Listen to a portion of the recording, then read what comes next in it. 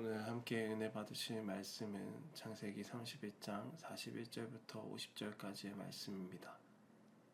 창세기 31장 41절부터 50절까지의 말씀입니다. 함께 합독하도록 하겠습니다. 내가 외삼촌의 집에 있는 이 20년 동안 외삼촌의 두 딸을 위하여 14년, 외삼촌의 양떼를 위하여 6년을 외삼촌에게 봉사하였거니와 외삼촌께서 내 품삯을 10번이나 바꾸셨으며 우리 아버지의 하나님 아브라함의 하나님 곧 이삭이 경외하는 이가 나와 함께 계시지 아니하셨더라면 외삼촌께서 이제 나를 빈손으로 돌려보내셨으리이다마는 하나님이 내 고난과 내 손의 수고를 보시고 어젯밤에 외삼촌을 책망하셨나이다.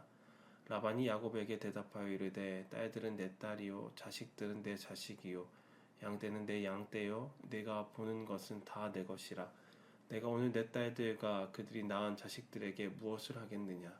이제 오라 나와 내가 언약을 맺고 그것으로 너와 나 사이에 증거를 삼을 것이니라. 이에 야곱이 돌을 가져다가 기둥으로 세우고 또 그 형제들에게 돌을 모으라 하니 그들이 돌을 가져다가 무더기를 이루매 무리가 거기 무더기 곁에서 먹고 라반은 그것을 여갈사하 두다라 불렀고 야곱은 그것을 갈렛이라 불렀으니 라반의 말에 오늘 이 무더기가 너와 나 사이에 증거가 된다 하였으므로 그 이름을 갈렛이라 불렀으며 또 미스바라 하였으니 이는 그의 말에 우리가 서로 떠나 있을 때에 여호와께서 나와 너 사이를 살피시옵소서 함이라.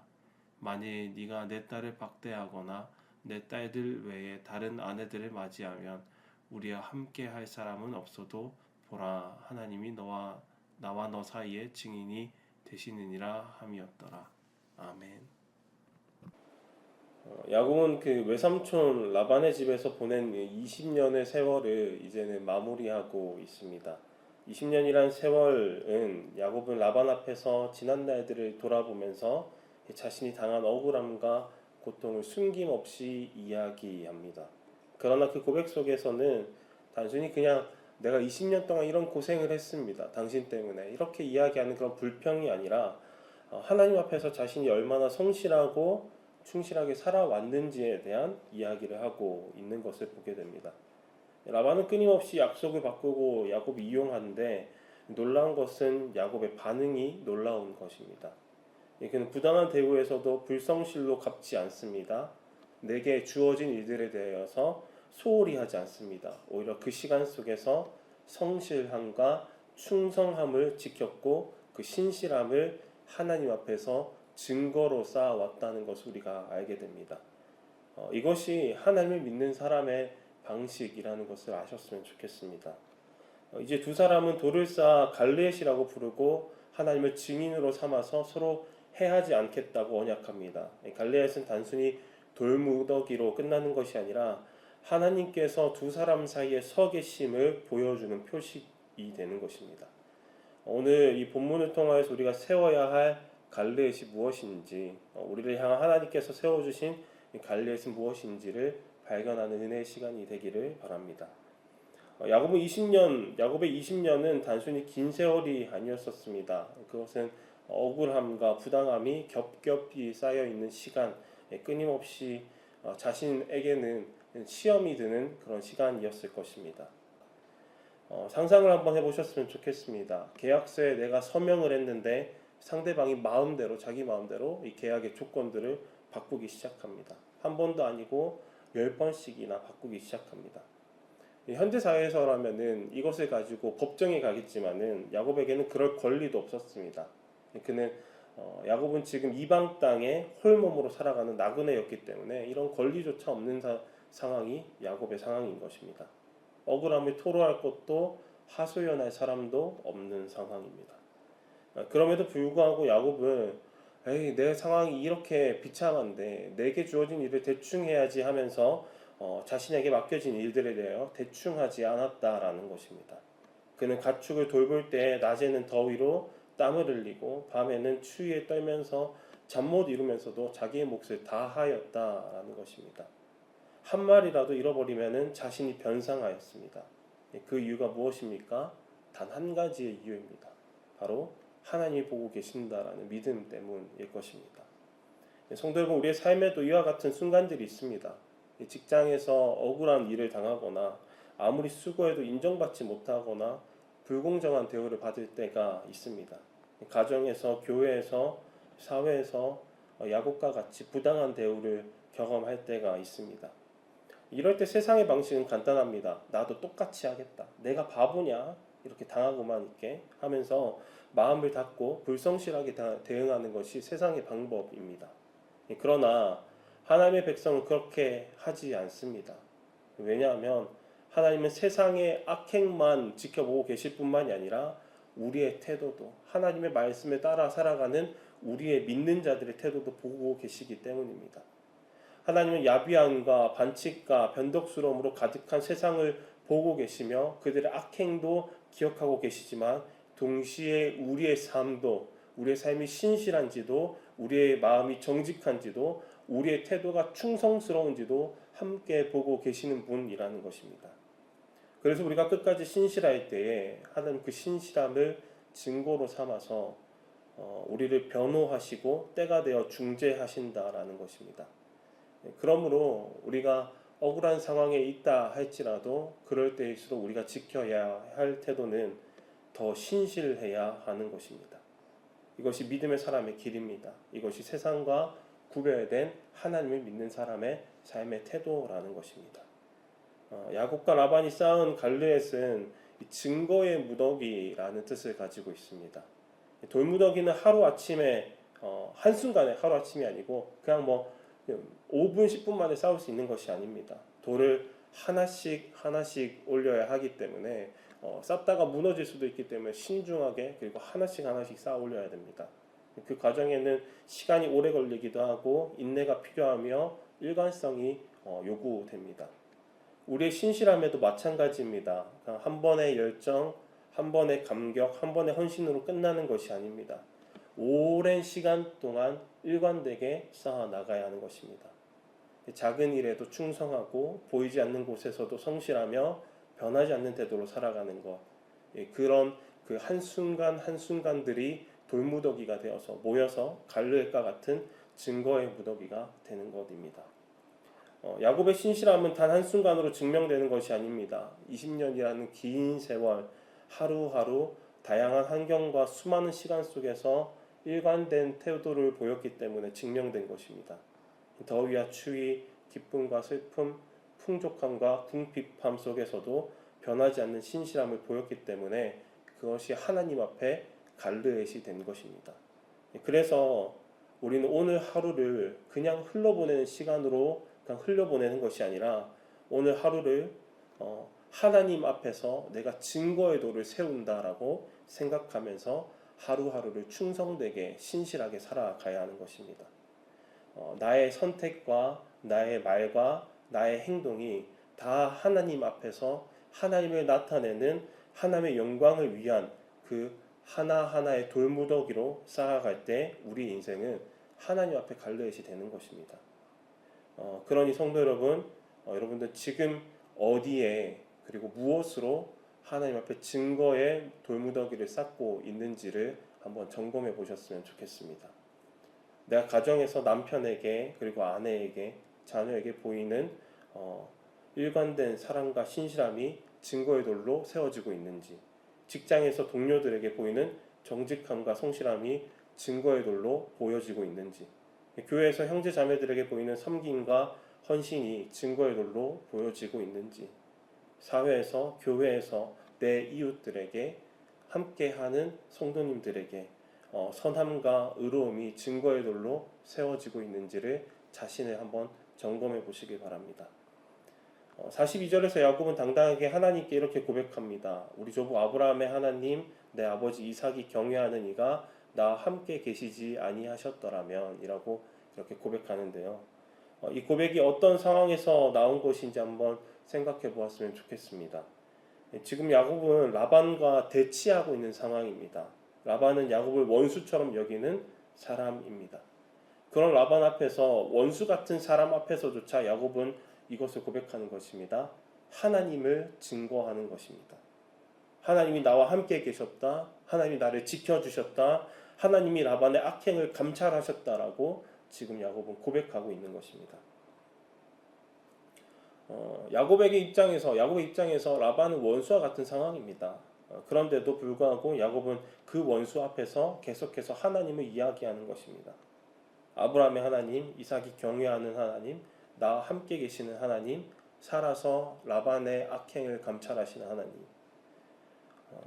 이것이 바로 믿음의 고백입니다. 하나님이 어떤 분이신지, 나와 어떤 관계를 가지고 계신 분이신지 구체적으로 생생하게, 그리고 모든 사람들에게, 혹여나 그 사람이 나에게 악행을 저지르는 나의 원수라 할지라도 하나님을 고백하는 것이 믿음의 고백이라는 것입니다. 우리도 마찬가지입니다. 믿음의 고백은 교회에서만 하는 것이 아닙니다. 때로는 나의 믿음을 비웃는 사람들 앞에서, 때로는 우리의 신앙을 시험하는 상황 속에서, 때로는 원수 같은 사람들 앞에서 그 상황에서도 우리가 고백할 수 있어야 하는 것이 믿음의 고백입니다. 다윗이 시편에서 원수의 목전에서 내게 상을 베푸신다라고 노래하는 것과 같이 하나님을 선포하는 우리의 입술이 오늘 믿음의 고백이 여러분들과 저의 삶 가운데 있길 바랍니다. 성도 여러분, 우리의 삶에 이러한 믿음의 고백들이 날마다 생겨나야 합니다. 하나님의 나타내는 믿음의 고백들이 우리의 일상 속에서 계속해서 흘러나와야 합니다. 하나님께서 나와 함께 계신다, 하나님이 나를 인도하신다, 하나님이 나를 사랑하신다라는 고백이 자연스럽게 계속해서 어떠한 상황이든지 누구든지 앞에서 자연스럽게 나와야 하는 것입니다. 그러니 성도님들, 오늘 또 저와 함께 한번 고백해 보셨으면 좋겠습니다. 하나님이 나와 함께 하신다. 하나님이 나를 인도하신다. 하나님이 나를 사랑하신다. 네. 오늘부터 자신의 입술로 이러한 것들을 고백하고 하나님을 증언하는 삶을 살아가시길 바랍니다.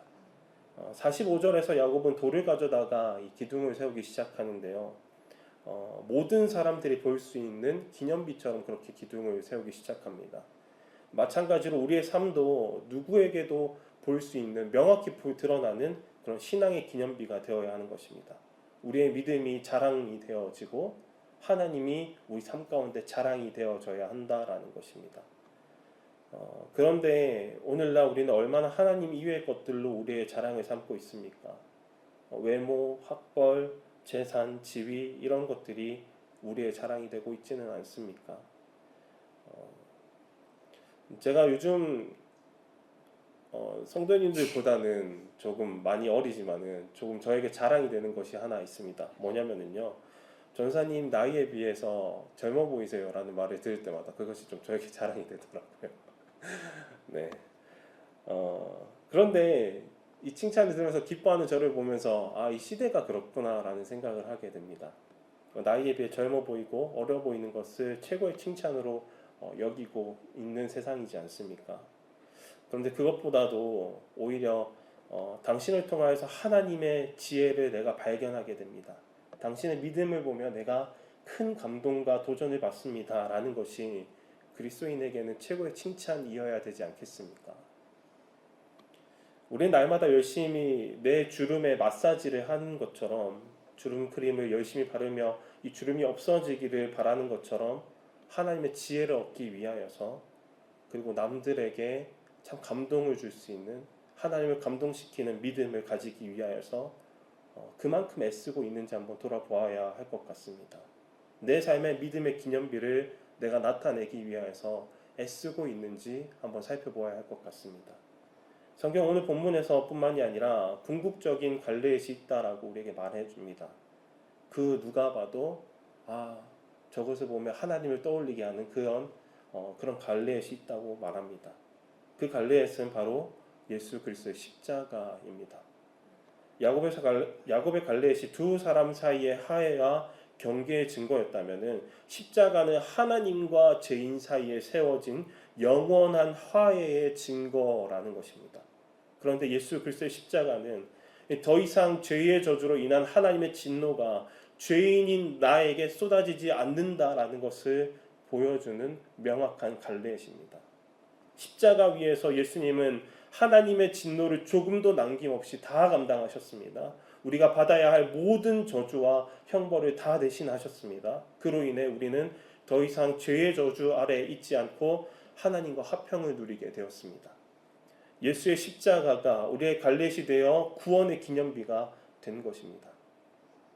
세상은 십자가를 쓸모없다 말하고 진정 예수의 십자가가 쓸모 있는 것인지 계속해서 우리에게 질문하며 의심하게 만듭니다. 그러나 우리는 압니다. 그 십자가만이 참된 갈렛이며 유일한 갈렛이며 우리의 구원이며 가장 최고의 자랑임을 우리는 알고 있습니다.